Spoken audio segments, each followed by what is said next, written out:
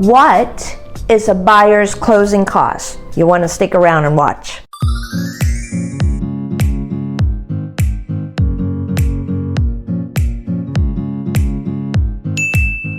If you find the content valuable, you want to hit subscribe and the bell notification so you don't miss future videos.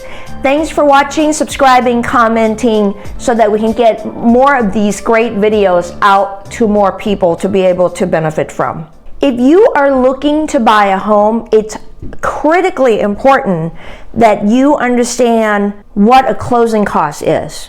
According to Bankrate, a closing cost are the fees and expenses you must pay before becoming the legal owner of a house, condo, or townhome. Closing costs vary depending on the purchase price of the home and how it's being financed. Simply put, closing costs are the additional fees the buyers are required to bring to the what we call funds to close.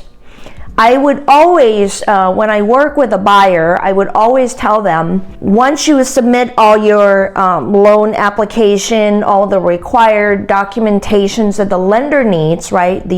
Whether it's a W-2, the tax returns, bank statement, so on and so forth. And they'll give you the list of the items that are needed that you need to upload. And most lenders now, because it's done virtually, you're able to upload all this information to the lender. And once all of that is done and the numbers are run and so on and so forth by the lender, they could give you a buyer closing estimate. I always advise my clients who are the buyer to request a buyer closing estimate from the lender that they're working with.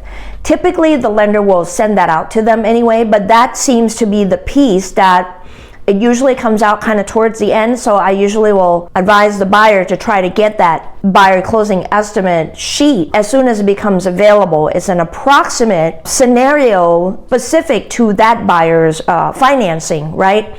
And some of those fees that you will see in the buyer closing estimate are like recording fees, appraisal fee, the prepaid, the required prepaid impound, maybe it's 1 year of home insurance, prepaid first month principal and interest, tax and insurance, all of those things.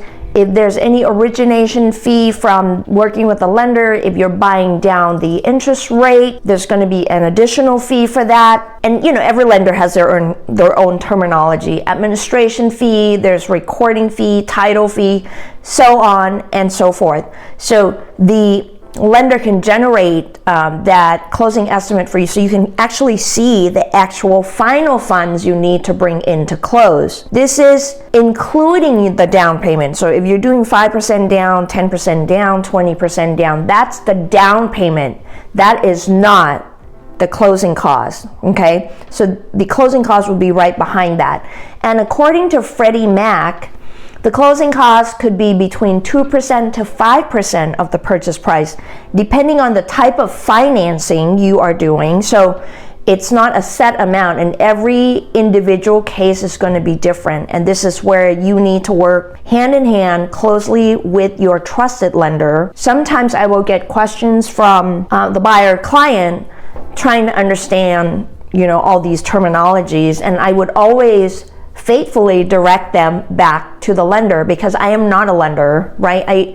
I've seen enough loan scenarios, but I'm not the best person to be explaining how all the breakdown items of the financing part is. So I would always direct them back to the lender. I don't believe in stepping on someone's toes and really trying to explain something that I'm not in the lane of.